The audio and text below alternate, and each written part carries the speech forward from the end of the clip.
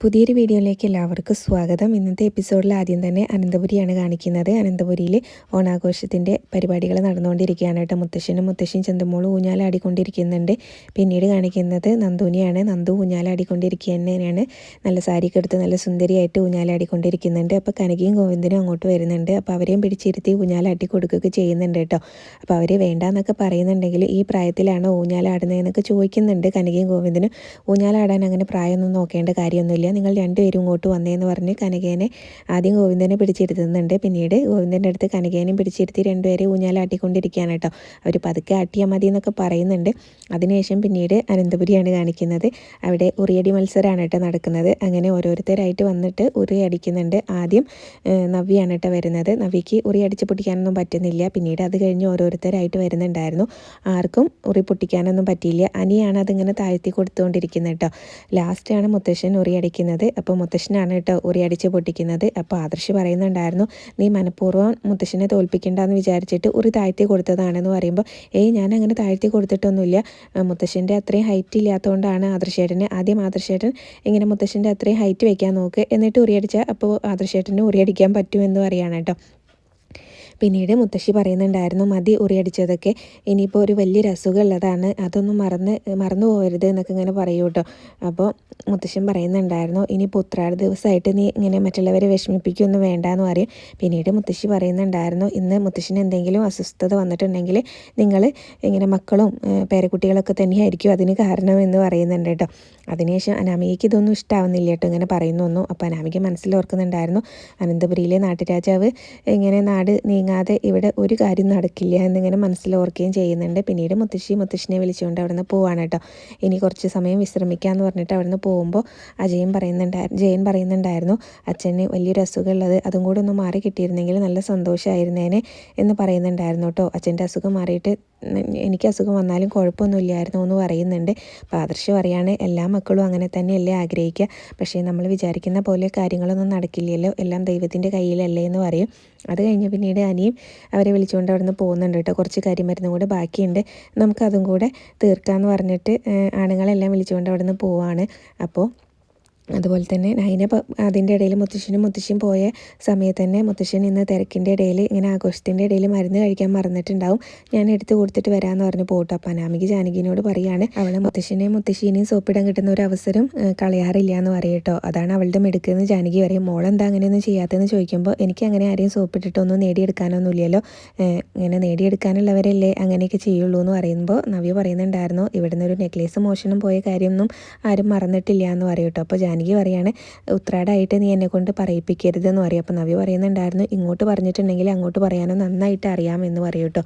പിന്നീട് ജലജ അനാമികയോട് പറയുകയാണ്, ഇവിടെ എല്ലാവരും ഭാര്യമാർക്കൊപ്പം നിന്ന് പൂത്തിരി കത്തിരിക്കുകയൊക്കെ ചെയ്തു, ആ സമയത്ത് അനി മോളുടെ അടുത്തേക്ക് ഒരു തവണ പോലും വന്നില്ലല്ലോ എന്ന് പറയും. അപ്പോൾ അനാമിക പറയുന്നുണ്ടായിരുന്നു, അവൻ ആ സമയത്തൊക്കെ മാറി നിന്ന് ഫോൺ ചെയ്യായിരുന്നല്ലോ, മിക്കവാറും ആ നന്ദുവിനെ തന്നെയായിരിക്കും വിളിക്കുന്നത്, അവനെപ്പോഴും അവളുടെ പിറകെയല്ല നടക്കുന്നതെന്ന് പറയട്ടെ. അപ്പോൾ നവ്യ പറയുന്നുണ്ടായിരുന്നു, ഇങ്ങനെ പെൺകുട്ടികൾ വേണം ഇങ്ങനെ ആണുങ്ങളെ സ്നേഹിച്ച് ഒപ്പം നിർത്താൻ വേണ്ടിയിട്ട്. അബിയാണെങ്കിൽ അനിയനേക്കാളും മോശം സ്വഭാവമുള്ള ഒരുത്തനായിരുന്നു, ഞാൻ അവനെ സ്നേഹം കൊണ്ട് കീഴ്പ്പെടുത്തിയതാണ് എന്ന് പറയൂ കേട്ടോ. അപ്പോൾ അനാമിക നവ്യനോട് പറയുന്നുണ്ടായിരുന്നു, അതുപോലെ തന്നെയാണെങ്കിലോ നിങ്ങളുടെ അനിയത്തിയും അവരുടെ ഭർത്താവിനെ നന്നായിട്ട് തന്നെയല്ലേ സ്നേഹിച്ചത്, എന്നിട്ട് ഇപ്പം എന്തായി എന്നിങ്ങനെ ചോദിക്കുകയാണ് കേട്ടോ. അപ്പോൾ നവ്യ പറയുന്നുണ്ടായിരുന്നു, അതെൻ്റെ അനിയത്തിയുടെ തെറ്റാണ് എന്ന് പറയുന്നുണ്ടായിരുന്നു കേട്ടോ, അത് അവളുടെ വിധിയാണ് എന്ന് പറയും.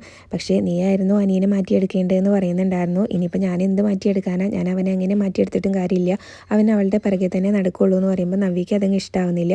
നന്ദുവിനെ കുറിച്ച് നീ പറഞ്ഞിട്ടുണ്ടെങ്കിൽ ഞാനത് കേട്ട് നിൽക്കുന്നത് നീ വിചാരിക്കേണ്ട, അവൾ പഠിക്കുന്ന സമയത്ത് പോലും ഇങ്ങനെ ആളുകളുടെ പിറകെ നടന്നിട്ടില്ല എന്ന് പറയൂ കേട്ടോ.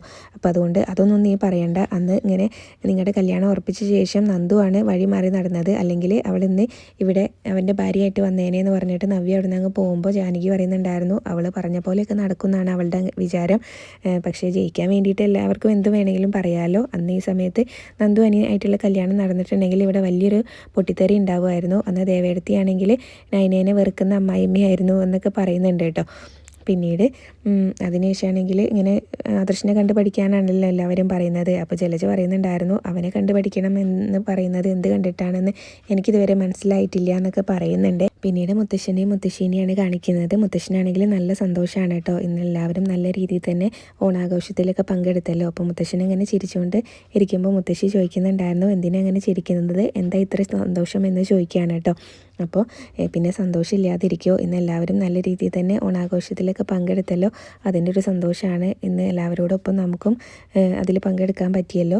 അപ്പോൾ മുത്തശ്ശി പറയുന്നുണ്ടായിരുന്നു, ഇദ്ദേഹത്തിൻ്റെ അസുഖം മാറിയ കാര്യം ഇവിടെ ആർക്കും അറിയില്ലല്ലോ, ഇനിയെങ്കിലും അത് അവരോടൊക്കെ ഒന്ന് പറയണ്ടേ എന്ന് പറയുന്നുണ്ട്. അപ്പോൾ മുത്തശ്ശൻ പറയുന്നുണ്ടായിരുന്നു, അത് വേണ്ട, ആ ഒരു അസുഖത്തിൻ്റെ പേരിലാണ് ഇപ്പോൾ ഇങ്ങനെ നമ്മുടെ മുന്നിൽ വെച്ചിട്ട് അവരൊന്നും വഴക്ക് കൂടാത്തതും ഒക്കെ, അതുകൊണ്ട് അതങ്ങനെ തന്നെ ഇരുന്നോട്ടെ എന്ന് പറയുന്നുണ്ട് കേട്ടോ. അപ്പോൾ നൈന ഇതെല്ലാം കേൾക്കുന്നുണ്ടായിരുന്നു അവിടെ നിന്നിട്ട്. അപ്പോൾ മുത്തശ്ശൻ്റെ അസുഖം മാറിയ കാര്യം നൈന അറിയാണ് കേട്ടോ. അങ്ങനെ അപ്പോൾ നൈനയ്ക്കാണെങ്കിലും നല്ല സന്തോഷമാവുന്നുണ്ടായിരുന്നു. പിന്നീട് നൈനയാണെങ്കിലും അവരുടെ സംസാരം എല്ലാം കേട്ടുകൊണ്ട് മനസ്സിൽ ഓർക്കുന്നുണ്ടായിരുന്നു, ഇവർ രണ്ടുപേരും നന്നായിട്ട് അഭിനയിക്കുന്നുണ്ട് മറ്റുള്ളവരുടെ മുന്നിൽ നിന്നിട്ട്. ഒപ്പം മുത്തശ്ശൻ്റെ അസുഖം മാറിയ കാര്യം രണ്ടുപേരും ആരോടും പറഞ്ഞിട്ടില്ലല്ലോ, അതുകൊണ്ട് തന്നെ. പിന്നീട് നൈന നേരെ ആദർശിൻ്റെ അടുത്തേക്കാട്ടോ ചെല്ലുന്നത്. എന്നിട്ട് ആദർശിനോട് പറയുന്നുണ്ടായിരുന്നു, ആദർശേട്ടാ ഒരു ഗുഡ് ന്യൂസ് ഉണ്ട് എന്ന് പറയും. അപ്പോൾ അതെന്താ, നീ പ്രഗ്നൻ്റ് ആണോ എന്ന് ചോദിക്കും കേട്ടോ. അപ്പോൾ ഒരു ഗുഡ് ന്യൂസ് ഉണ്ട് എന്ന് പറഞ്ഞപ്പോൾ അതാണോ ആദ്യം മനസ്സിലേക്ക് വന്നതെന്ന് ഇങ്ങനെ നൈന ചോദിക്കുമ്പോൾ, നമ്മുടെ ജീവിതത്തിൽ പിന്നെ ഇനി അതല്ലാതെ എന്ത് ഗുഡ് ന്യൂസ് ഉണ്ടാവാനാന്നും പറയുന്നുണ്ടായിരുന്നു ആദർശ്. അപ്പോൾ നൈന പറയും, ഇത് അതൊന്നുമല്ല എന്ന് പറയുന്നുണ്ടായിരുന്നു കേട്ടോ. അപ്പോൾ ഇന്ന് ഉത്രാടായിട്ട് ഞാനത് പറയുന്നില്ല, നാളെ തിരുവോണത്തിന് എല്ലാവരുടെയും മുന്നിൽ വെച്ച് പറയാം എന്ന് പറയുകയാണ് കേട്ടോ. അപ്പോൾ ആദർശ് വീണ്ടും ചോദിക്കുന്നുണ്ട്, സസ്പെൻസ് ഇടാതെ നിനക്കത് പറഞ്ഞൂടെ, നിന്നോട് ഞാൻ പറഞ്ഞിട്ടില്ലേ ഒരു രഹസ്യം മനസ്സിൽ വെക്കരുത് എന്നുള്ളത്. അപ്പോൾ ഇത് അതുപോലത്തെ രഹസ്യമൊന്നുമല്ല ആദർശേട്ട, എന്തായാലും നാളെ തിരുവോണത്തിന് ഞാൻ എല്ലാവരുടെയും മുന്നിൽ വെച്ച് അറിയുമ്പോൾ ആദർശേട്ടൻ അറിഞ്ഞാൽ മതി. ആദർശേട്ടൻ നല്ല ബുദ്ധിയുള്ള ആളല്ലേ, അങ്ങ് ചിന്തിച്ച് നോക്ക്, അങ്ങനെ ആദർശേട്ടൻ എൻ്റെ മനസ്സിലുള്ളത് കണ്ടുപിടിക്കുകയാണെങ്കിൽ ഞാൻ ആദർശേട്ടന് ഒരു സമ്മാനം തരും എന്ന് പറയും കേട്ടോ. പക്ഷേ എനിക്ക് ഉറപ്പുണ്ട് ആദർശേട്ടൻ അത് 100% കണ്ടുപിടിക്കില്ല എന്നുള്ളത്, ഇത് അതുപോലത്തെ ഒരു കാര്യമാണ് എന്ന് പറയും കേട്ടോ. വീണ്ടും ആദർശ് ചോദിക്കുന്നുണ്ട്, എന്നാൽ പിന്നെ ഒന്ന് പറഞ്ഞുകൂടെ എന്നൊക്കെ കേട്ടോ. അപ്പോൾ അതെന്തായാലും ഞാൻ പറയുന്നില്ല, ആദർശേട്ടൻ ചിന്തിച്ച് നോക്കുക എന്ന് പറഞ്ഞിട്ട് അവിടെ നിന്ന് അങ്ങ് പോകുമ്പോൾ ആദർശ് അതിനെ ചിന്തിച്ചുകൊണ്ട് നിൽക്കുന്നുണ്ട്. പിന്നീട് അനിയാണെങ്കിലും നന്ദുവിൻ്റെ ഒരു ഫോട്ടോ പ്രതീക്ഷിച്ചുകൊണ്ട് ഇങ്ങനെ ഇരിക്കുകയാണ് കേട്ടോ. ഫോണും കയ്യിൽ പിടിച്ചുകൊണ്ട്, ഞാൻ അവളോട് ഒരു ഫോട്ടോ അയക്കാൻ പറഞ്ഞതാണല്ലോ, അവൾക്ക് എന്താ എനിക്കൊരു ഫോട്ടോ അയച്ചു തന്നാൽ അവൾക്ക് എന്തെങ്കിലും നഷ്ടം വരാനുണ്ടോ എന്നൊക്കെ ഇങ്ങനെ ആലോചിച്ചുകൊണ്ടിരിക്കുമ്പോഴാണ് അനിയുടെ ഫോണിലേക്ക് ഒരു മെസ്സേജ് വരുന്ന സൗണ്ട് കേൾക്കുന്നത് കേട്ടോ. അപ്പോൾ നന്ദുവിൻ്റെ ഫോട്ടോ ആയിരിക്കുമോ എന്നോർത്താണ് അത് തുറന്നു നോക്കുന്നത്. പക്ഷേ വിഘ്നേഷ് ആയിരിക്കും. അപ്പോൾ വിഘ്നേഷാണല്ലോ, അവൻ്റെ ഒരു ഓണാശംസ, ഞാൻ നിൻ്റെ മെസ്സേജൊന്നല്ല പ്രതീക്ഷിക്കുന്നത്, എൻ്റെ പെണ്ണിൻ്റെ ഒരു ഫോട്ടോയാണ് എന്നിങ്ങനെ അനി മനസ്സിൽ ഓർക്കുന്നുണ്ട്. പിന്നീട് നന്ദുവിനെ കാണിക്കുന്നുണ്ട്. നന്ദു ആണെങ്കിലും സാരിയാണല്ലോ ഉടുത്തിട്ടുള്ളത്, അതുകൊണ്ട് അതിൻ്റെ ഭംഗിയൊക്കെ ആസ്വദിച്ച് കണ്ണാടിയിലൊക്കെ നോക്കിക്കൊണ്ട് നിന്ന് പിന്നീട് ഒരു സെൽഫിയൊക്കെ എടുക്കുന്നുണ്ട് കേട്ടോ. എന്നിട്ട് അനിക്ക് അയച്ചു കൊടുക്കണോ എന്നുള്ളൊരു സംശയത്തിലാണ്. അനിയാണെങ്കിലും ഫോട്ടോ അയക്കാൻ വേണ്ടി പറഞ്ഞിട്ടുണ്ടായിരുന്നല്ലോ, ഇനിയിപ്പോൾ അത് അയച്ചു കൊടുക്കണോ, അയച്ചു കൊടുത്തിട്ടുണ്ടെങ്കിൽ ഇനിയിപ്പോൾ ഫോട്ടോ മറ്റാരെങ്കിലും കണ്ടിട്ടുണ്ടെങ്കിൽ അത് വലിയ പ്രശ്നമാവുമല്ലോ, അതുകൊണ്ട് അയച്ചു കൊടുക്കണ്ട, അവനോട് കാണിക്കുന്നത് നീതികേടാണ്, എന്നാലും കുഴപ്പമില്ല, അതുകൊണ്ട് അയച്ചു കൊടുക്കണ്ടെന്ന് നന്ദു അങ്ങ് തീരുമാനിക്കുകയാണ് കേട്ടോ. പിന്നീട് തിരുവോണത്തിൻ്റെ അന്ന് രാവിലെ എല്ലാവരും പൂക്കളിട്ടുകൊണ്ടിരിക്കുകയാണ്. ദേവയാനിയുണ്ട്, നവ്യുണ്ട്, ജാനകിയും അതുപോലെ തന്നെ അനാമികയും കൂടിയിട്ടില്ല കേട്ടോ. അവർ അവിടെ അത് നോക്കിക്കൊണ്ട് നിൽക്കുകയാണ്. ആദർശം അവിടേക്ക് വരുന്നുണ്ട്. അപ്പോൾ എന്നിട്ട് പറയുന്നുണ്ടായിരുന്നു, കഴിഞ്ഞ വർഷം ഇങ്ങനെ നൈന പൂക്കളം ഇട്ടുകൊണ്ടിരുന്നപ്പോൾ അമ്മ അവളെ കുറ്റം പറഞ്ഞ് മാറി നിൽക്കുകയായിരുന്നില്ലേ, ഇത്തവണ എന്താ അമ്മ അവളുടെ ഒപ്പം കൂടിയോ എന്ന് ചോദിക്കും കേട്ടോ. അപ്പോൾ കഴിഞ്ഞ വർഷത്തെ അമ്മായിയമ്മയല്ല ഇപ്പോൾ, ഇനി എൻ്റെ മരുമകൾക്കൊപ്പം എന്ത് കാര്യത്തിനും കൂടെ നിൽക്കാൻ തന്നെയാണ് ഞാൻ തീരുമാനിച്ചിട്ടുള്ളത് എന്നൊക്കെ പറയേ. പിന്നീട് മുത്തശ്ശനും മുത്തശ്ശിയും കൂടെ അവിടേക്ക് വരുമ്പോൾ എല്ലാവരും പൂക്കളിട്ടുകൊണ്ടിരുന്ന അവിടെ നിന്ന് അങ്ങ് എണീക്കുന്നുണ്ടായിരുന്നു കേട്ടോ. ഇനി ഇങ്ങനെ വിധികർത്താക്കൾ വന്നല്ലോ, വിധി പറയേ എന്നിങ്ങനെ പറയുകയും ചെയ്യുന്നുണ്ടായിരുന്നു ആദർശ്. അപ്പോൾ കഴിഞ്ഞ വർഷത്തേക്കാളും നന്നായിട്ടുണ്ടല്ലേ എന്നിങ്ങനെ പറയൂ കേട്ടോ മുത്തശ്ശൻ. അപ്പോൾ മുത്തശ്ശി പറയാണ്, കേരളത്തിലെ നമ്പർ 1 ഡിസൈനറല്ലേ ഈ പൂക്കൾ ഒരുക്കിയിട്ടുള്ളത്, പിന്നെ അങ്ങനെ ആവാതിരിക്കുമോ എന്നൊക്കെ ഇങ്ങനെ പറയുന്നുണ്ടായിരുന്നേ. പിന്നീട് ആദർശ് പറയുന്നുണ്ടായിരുന്നു, നമുക്ക് എല്ലാവർക്കും കൂടെ ഒരു സെൽഫി എടുക്കാം, എല്ലാവരും അങ്ങോട്ട് നിൽക്കുമെന്ന് പറയട്ടെ. അപ്പോൾ ജാനകിക്കും അനാമികയ്ക്കും വലിയ താല്പര്യമൊന്നുമില്ല, മുത്തശ്ശനും മുത്തശ്ശിയിലോണ്ട് നിൽക്കാം എന്നങ്ങ് പറയുകയാണ് കേട്ടോ ജാനകി അനാമികേനോട്. അങ്ങനെ അവരെല്ലാവരും കൂടെ നിന്നിട്ട് ഫോട്ടോ എടുക്കുന്നുണ്ടായിരുന്നു. അപ്പോൾ മുത്തശ്ശൻ പറയാണ്, ഇത്തവണത്തെ ഓണം ഞങ്ങൾക്ക് എന്തായാലും പങ്കെടുക്കാൻ പറ്റി, എനിക്ക് വലിയൊരു അസുഖം ഉള്ളതുകൊണ്ട് ഇത്തവണത്തെ ഓണം ഇങ്ങനെ സ്വർഗ്ഗത്തിലിരുന്ന് ആഘോഷിക്കേണ്ടി വരുമെന്നൊക്കെ ഞാൻ ചിന്തിച്ചിരുന്നു എന്ന് പറയുമ്പോൾ നൈനങ്ങനെ മനസ്സിലോർക്കുന്നുണ്ടായിരുന്നു, മുത്തശ്ശൻ എത്ര നന്നായിട്ടാണ് എല്ലാവരെയും പറ്റിക്കുന്നത് എന്നിങ്ങനെ മനസ്സിലോർക്കുന്നുണ്ട്.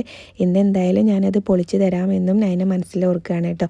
പിന്നീട് നന്ദു പൂക്കളിട്ടുകൊണ്ടിരിക്കുകയാണ്. അപ്പോൾ നന്നായിട്ട് തന്നെ പൂക്കളിടണം, ചേച്ചിയാണെങ്കിൽ പൂക്കളിട്ടിട്ട് ഫോട്ടോസ് അങ്ങോട്ട് അയക്കാൻ പറഞ്ഞിട്ടുണ്ട് എന്നൊക്കെ പറയൂ കേട്ടോ. അപ്പോൾ ചേച്ചിയായിരുന്നല്ലോ പൂക്കളിടാനൊക്കെ ഇവിടെ മുന്നിൽ നിന്നത്. ഇത്തവണ അങ്ങനെ ആ ഭാഗ്യം അനന്തപുരിക്കാർക്ക് കിട്ടിയെന്ന് പറയൂ കേട്ടോ. അപ്പോൾ നൈനേനെ പൂക്കളിടാൻ പഠിപ്പിച്ചതൊക്കെ കനകയാണെന്ന് കനക പറയുമ്പോൾ അങ്ങനെയൊന്നുമല്ല, ചേച്ചിയാണ് ഇവിടെ എല്ലാവരെയും പൂക്കളിടാനൊക്കെ പഠിപ്പിച്ചത് എന്നൊക്കെ ഇങ്ങനെ നന്ദു പറയുകയാണ് കേട്ടോ. അപ്പോഴേക്കും നൈന ഫോട്ടോസൊക്കെ അയച്ചു കൊടുക്കുന്നുണ്ട് നന്ദുവിന്. അപ്പോൾ ആ പൂക്കളൊക്കെ കാണുമ്പോൾ ഇനിയിപ്പോൾ നമ്മൾ പൂക്കളിട്ടിട്ട് കാര്യമില്ല എന്നാണ് തോന്നുന്നത്, നമ്മുടെ പൂക്കളം പൊട്ടിപ്പോയി എന്നാണ് തോന്നുന്നത് എന്നൊക്കെ ഇങ്ങനെ നന്ദു പറയുകയാണ് കേട്ടോ. അപ്പോൾ കനക പറയുന്നുണ്ടായിരുന്നു അങ്ങനെ നമ്മൾ പൊട്ടിപ്പോവൊന്നുമില്ല, നമുക്കൊന്ന് ശ്രമിച്ച് നോക്കാമെന്ന് പറഞ്ഞ് പിന്നെ കനകയും പൂക്കളിടാനായിട്ട് കൂടുന്നുണ്ട്. പിന്നീട് അനന്തപുരിയിൽ ഇങ്ങനെ പൂജ ചെയ്തുകൊണ്ടിരിക്കുകയാണ് കേട്ടോ നയന. ആരതിയൊക്കെ ഒഴിയുന്നുണ്ട്, ആരതി തട്ടൊക്കെ ഭസ്മത്തട്ടൊക്കെ എല്ലാവർക്കും ഇങ്ങനെ തൊഴാൻ വേണ്ടി കൊടുക്കുന്നുണ്ടായിരുന്നു കേട്ടോ. അത് കഴിഞ്ഞ് പിന്നീട് മുത്തശ്ശനാണെങ്കിലും ഇങ്ങനെ വീണ്ടും പറയുന്നുണ്ട് കേട്ടോ മുത്തശ്ശൻ്റെ അസുഖത്തിൻ്റെ കാര്യം. അസുഖം അതുപോലെ ഉണ്ട് എന്നൊക്കെയാണ് പറയുന്നത്. അപ്പം നയന മനസ്സിലോർക്കുന്നുണ്ടായിരുന്നു രണ്ടുപേരും നന്നായിട്ട് അഭിനയിക്കുന്നുണ്ട് എന്ന്. അതിനുശേഷം നയന പറയാണ് എനിക്ക് എല്ലാവരോടും കൂടിയായിട്ട് ഒരു സന്തോഷ വാർത്ത പറയാനുണ്ട് എന്ന് പറയൂ കേട്ടോ. അപ്പോൾ മുത്തശ്ശി പറയാണ് ആ സന്തോഷ വാർത്ത എന്താണെന്നൊക്കെ ഞങ്ങൾക്കറിയാം. എന്നിട്ട് ദേവയാനിയോട് ചോദിക്കുകയാണ് മോൾക്ക് ഇങ്ങനെ തലചുറ്റലോ മനംപുരട്ടലോ എന്തെങ്കിലും ഉണ്ടോ എന്ന് പറഞ്ഞോ എന്ന് ചോദിക്കുമ്പോൾ മോൾ അങ്ങനെയൊന്നും പറഞ്ഞില്ല എന്ന് പറയൂ കേട്ടോ. എന്നിട്ട് മുത്തശ്ശി പറയാണ് ഞങ്ങളിങ്ങനെ കാത്തിരുന്ന ആ ഒരു കാര്യമല്ലേ മോള് പറയാൻ പോകുന്നത്, ഞങ്ങൾക്കൊരു പേരക്കുട്ടീനെയും കൂടെ തരാൻ പോവല്ലേ എന്നൊക്കെ ഇങ്ങനെ പറയുമ്പോൾ മുത്തശ്ശി എന്തൊക്കെയാണ് പറയുന്നത്, ഇത് അതൊന്നുമല്ല എന്ന് നൈന പറയൂ കേട്ടോ. അപ്പോൾ ദേവയാനി ചോദിക്കുന്നുണ്ടായിരുന്നു പിന്നെ മോളുടെ മനസ്സിൽ എന്താണെന്ന് ചോദിക്കൂ കേട്ടോ. അപ്പോൾ ആദർശ് പറയുന്നുണ്ടായിരുന്നു ഇന്നലെ ഇവൾ രാത്രി ഒരു സൂചന തന്നിരുന്നു, അവൾക്ക് എല്ലാവരോടും കൂടി ആയിട്ട് ഒരു സന്തോഷ വാർത്ത പറയാനുണ്ട് എന്നുള്ളതെന്നിങ്ങനെ പറയുന്നുണ്ട്. അപ്പോൾ ദേവയാനി ചോദിക്കുമ്പോൾ നൈനയാണെങ്കിലും ആ സത്യം അങ്ങ് തുറന്ന് പറയുകയാണ് കേട്ടോ. നമുക്ക് എല്ലാവർക്കും വിഷമം ഉണ്ടാക്കുന്ന ഒരു കാര്യമായിരുന്നല്ലോ മുത്തശ്ശൻ്റെ അസുഖം. എന്നാലും മുത്തശ്ശനും മുത്തശ്ശിയൊക്കെ നന്നായിട്ട് കള്ളം പറയുന്നവർ തന്നെയാണ്. ഇപ്പോൾ മുത്തശ്ശന് ഒരു അസുഖവും ഇല്ല എന്നിങ്ങനെ നയന പറയുകയാണ് കേട്ടോ. അപ്പോൾ മുത്തശ്ശനാണെങ്കിലും നയനയുടെ മുഖത്തേക്ക് ഇങ്ങനെ കുറച്ചൊരു ദേഷ്യത്തിലാണ് നോക്കുന്നതെന്ന് തോന്നുന്നുണ്ട്. മുത്തശ്ശൻ ഇങ്ങനെ ആരോടും പറയാതെ വെച്ചിരിക്കുന്ന ഒരു രഹസ്യമാണല്ലോ നയന എല്ലാവരുടെ മുന്നിലും അങ്ങ് തുറന്നു പറഞ്ഞത്. അപ്പോൾ ഇത്രയൊക്കെയാണ് ഇന്നത്തെ എപ്പിസോഡിൽ കാണിച്ചിട്ടുണ്ടായിരുന്നത്. റിവ്യൂ ഇഷ്ടമെങ്കിൽ ചാനലൊന്ന് സബ്സ്ക്രൈബ് ചെയ്ത് സപ്പോർട്ട് ചെയ്യാൻ മറക്കല്ലേ. താങ്ക്